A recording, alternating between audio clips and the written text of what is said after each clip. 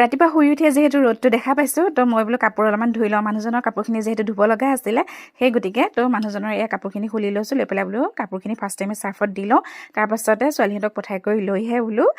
কাপোৰ কানি ধুম আৰু বাকী কামখিনি কৰিম তো এয়া ধুনীয়াকৈ কাপোৰখিনি চাৰ্ফত দি ল'লোঁ আৰু লৈ পেলাই এতিয়া আহিলোঁ আকৌ পাকঘৰলৈ কাৰণ পাকঘৰলৈতো আহিবই লাগিবই ৰাতিপুৱাৰ পৰা পাকঘৰৰ পৰাই আৰম্ভ হয় আৰু শেষো হয় একেবাৰে পাকঘৰতে তো এইফালে এতিয়া টিফিনো ৰেডি কৰি আছোঁ আৰু ছোৱালীহঁতৰ কাৰণে এতিয়া ভাতো ৰেডি কৰি আছোঁ আনফালে আকৌ এয়া মুনুৱে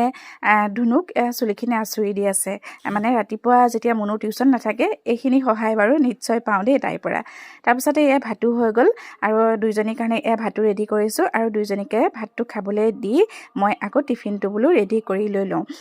টিফিনটো প্ৰায় হৈছে পিছে আজি টিফিনত আকৌ ফ্ৰাইড ৰাইচহে বনাই দিছোঁ দেই বেলেগ একো দিয়া নাই এইফালে এতিয়া টিফিনো ৰেডি হৈ গ'লগৈ আৰু টিফিনকেইটা পেকিং কৰি লৈ আৰু দেখিছানে এয়া চামুচ মানে নিজস্ব যিপাত চামুচ সেইপাতহে লাগিব